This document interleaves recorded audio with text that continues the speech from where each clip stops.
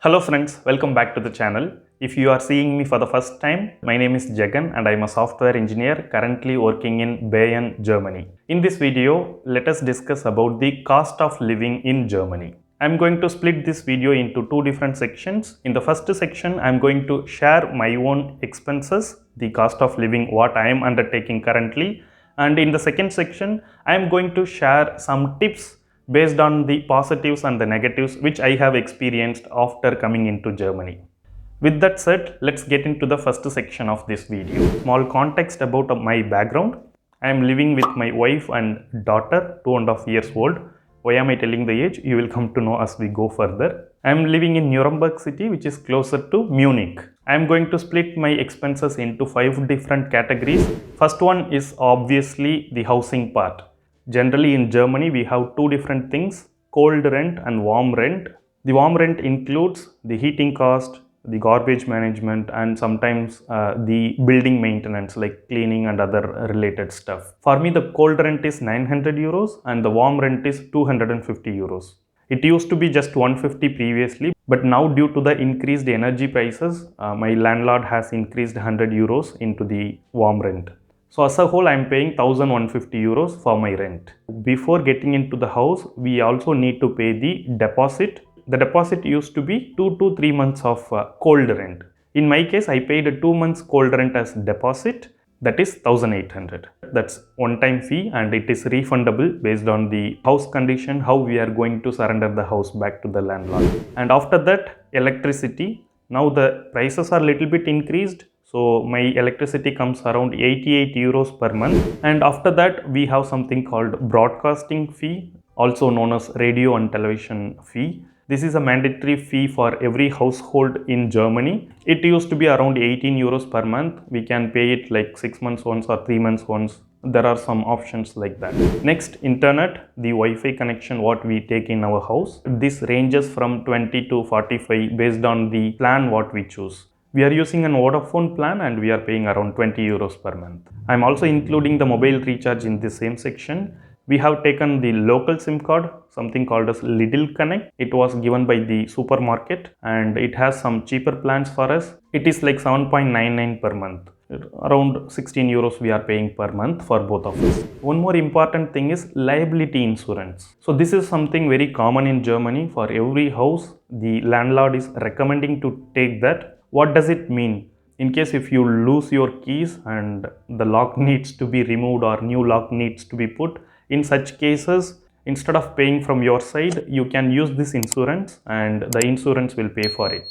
In case if our kids scribble something in the tables or in the walls or in some other places wherein we cannot manage to clean that, in such cases, the expenses whichever we undertake to fix that will be covered using this liability insurance. For that, we are paying around 10 euros per month. So that's all within this housing part. Secondly, food. So in food, of course, since I am living with family, most of the times we are cooking in home and we used to buy groceries from the local German supermarkets. We spend around 250 euros for that. We also take some groceries from Indian shops as well. So for that we spend around 150 euros. This may vary a little bit, but more or less within 400 to 500 we spend for both groceries per month. And of course we will need to include outside food as well. But generally we don't take much outside food here, but sometimes we go with other families here and we eat out. So we spend on an average 50 to 100 euros for eating out. Next one, commuting. If we don't have complete work from home, then definitely we will need to travel to the office. In my city, in case if I am taking monthly pass, then it would cost around 81 euros. If we take single day ticket covering all the areas within Nuremberg, then it costs around 21 euros. So as of now, it's not mandatory for me to travel to office very often. So if I am going only for monthly ones, then during that times, I used to take daily ticket. It used to cost around 21 euros. This daily ticket can be used with one more adult and kids as well. In case if I am going with one of my colleagues, then we both used to share that ticket. In that case, it used to be like 10.5 euros per each. But along with my family, we used to go outside at least once in a week to the church or to the park or just to roam around the city. As a whole, I can say that we are spending around 50 euros per month on the travel. The next important category is kids education. Here I would like to recall about my daughter's age. When we came here, her age was around 2 years. When I was planning to relocate to Germany, I watched lot of similar cost of living videos. Everyone told that for kindergarten it would cost around 200 to 250 euros. But if your kid's age is below 3, then they need to be taken care with more efforts. So you also need to pay more for them. In my case, we are sending our daughter to the crippe from 8 to 2:30 p.m. in the afternoon. For this, we are paying around 380 euros. Of course, this is only till your kid reaches to the age 3. After that, you can move the kid to kindergarten. Then your fee and the government's money will be almost equal. Then it will look like a free education only. This is one of the points that was not covered in many videos. So I found it as a surprise after coming here. That's why I wanted to specifically speak about this. Apart from my kids' education, my wife is also going to the German class, the integration course. For this also we will get some 50% support from the government for the expats to learn the German course here until B1 level. So my wife is also taking one such course and we are paying around 220 euros per month. So as a whole for education, 380 for daughter and 220 for wife. So it's around 600 euros per month. Final category is entertainment and other expenses.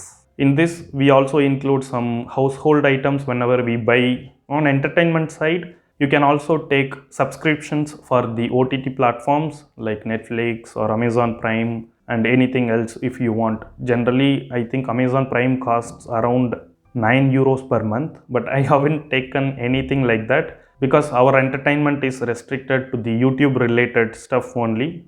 So we don't take any subscriptions as of now. Maybe in future we might consider about that. If we are taking any such subscriptions, we might also need to think about adding a VPN software.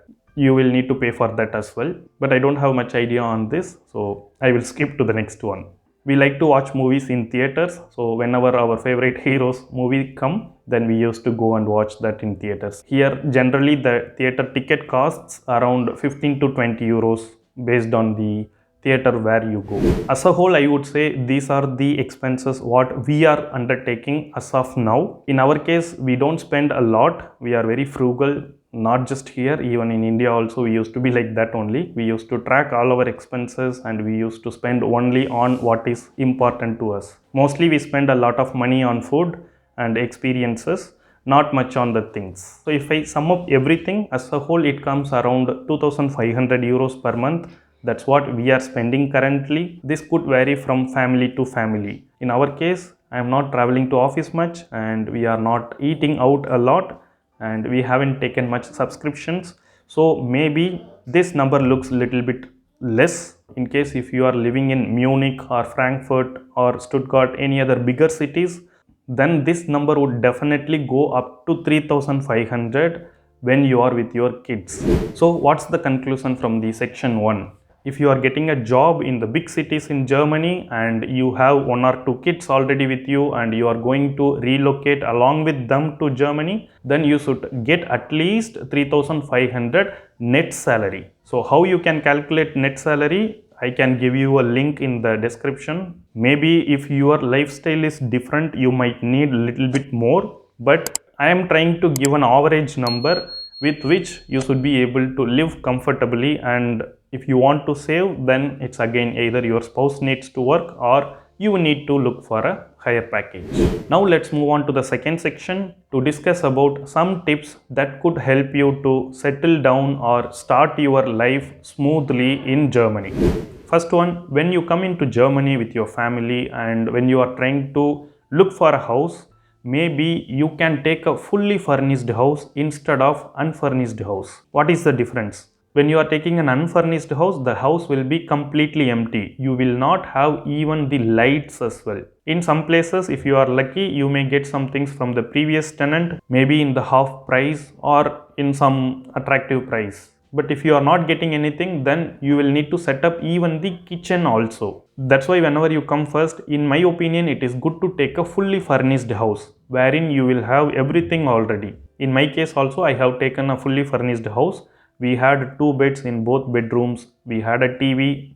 Of course, it's not a smart TV. It's just a normal TV. Still, we are able to watch something using the pen drive and other stuff. But for us, there was no headache to buy so many things, vessels, nothing. We just came into the house with a couple of suitcases and bought some groceries and started cooking and started living our life normally. In some furnished houses, the internet electricity also is included. But the downside is the rent will be bit on the upper side. You may need to pay a couple of hundreds of euros more in the fully furnished house, but there are really benefits as well. Maybe you can stay in such house for 6 months or so. After that, once you get accustomed with the location and once you are able to save some money in your hand, then you can start looking for the unfurnished house. You can slowly accumulate the things whichever you need.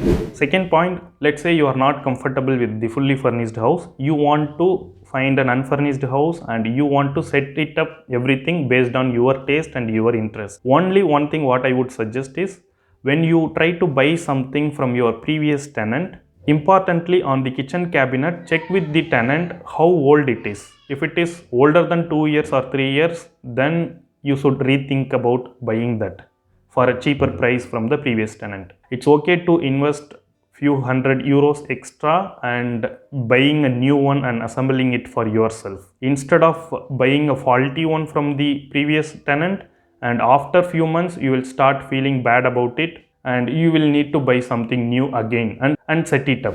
Third point, here in Germany, buying things in second hand is most common. People also buy dresses, shoes, toys, so many such things. You don't need to buy everything like that, but what I would say is, don't shy away from buying some used stuff.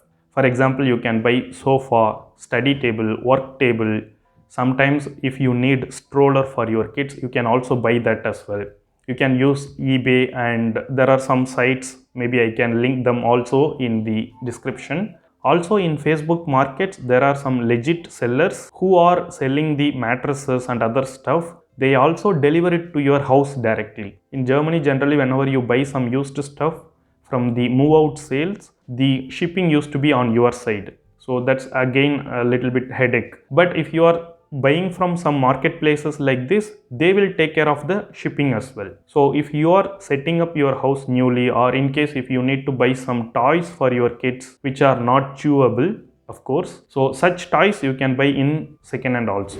Fourth point, in case if you don't have a washing machine and dryer in your house, then you will need to use the machines that are placed outside. For each wash, it may take up to around 9 euros to 10 euros. That's what I paid when I was staying in a hotel. So it used to be like you need to put your clothes in a washing machine once and then you will need to put again in the dryer. In case if you have a couple of kids and you need to wash a lot of clothes very often, then I would say instead of going for the outside machines, it is good for you to buy a new washing machine and dryer for yourself. Fifth point, taking your house little farther from your office. Let's say you got a job in Munich and you come to know that you don't need to travel to office very frequently, maybe once in a week or twice in a week, or maybe sometimes once in a month or twice in a month, just like my case. In such cases, you don't need to take your house in Munich itself. For example, you can take your house in Nuremberg and you can travel to Munich whenever it is needed. In ICE train, from here it takes around 1.5 hours. I know some of my friends who are traveling from Nuremberg to Munich like thrice in a week. Of course, if this is fully convenient for you. Why am I suggesting this here? In Nuremberg, the rent is comparatively lesser than Munich. At the same time, the salary is also lesser in Nuremberg, but the salary is higher in Munich. So if you get a higher salary from Munich and live with a lesser expense in Nuremberg, then of course it's going to help you in saving some money. This is just an option. Maybe if it works out, you can also try this. I'm just telling an example of Nuremberg and Munich since I have been seeing that frequently. You can also try this in case this works out for Berlin or Frankfurt as well. If your company is providing a train pass and if you need to go to office regularly, then please take that train pass. Even if you are going to spend half of the money from your pocket, still I would say you can take that, because as far as I have heard, this money what you are going to spend on this train pass will be tax exempted. Of course, you will be able to file your tax end of the year and maybe you will be able to get some money back.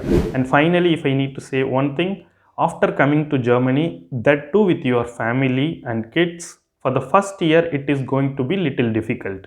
Unless you are coming with the big package, you might even face some financial troubles as well. After getting your permit card only, you will be able to get your Kindergeld, the child support money, sometimes the installment loan in some shops. Everything is tied to your permit card. During the recent times, due to the COVID and the war and other stuff, processing the permit card takes little long than the usual time.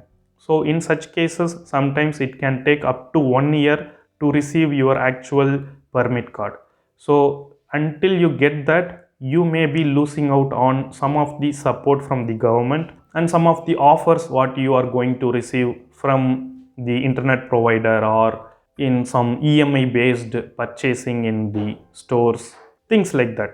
So it will be little bit difficult on that front, and of course to getting accustomed with the climate and Germany bureaucracy stuff, so everything will be little difficult. I will not say relocating to Germany will be completely easy. No, that is not going to be the case. So you need to be mentally prepared and be ready to face these things. Of course, it's not going to be too hard for you, but just that until you pass through all these things, you will have little pain.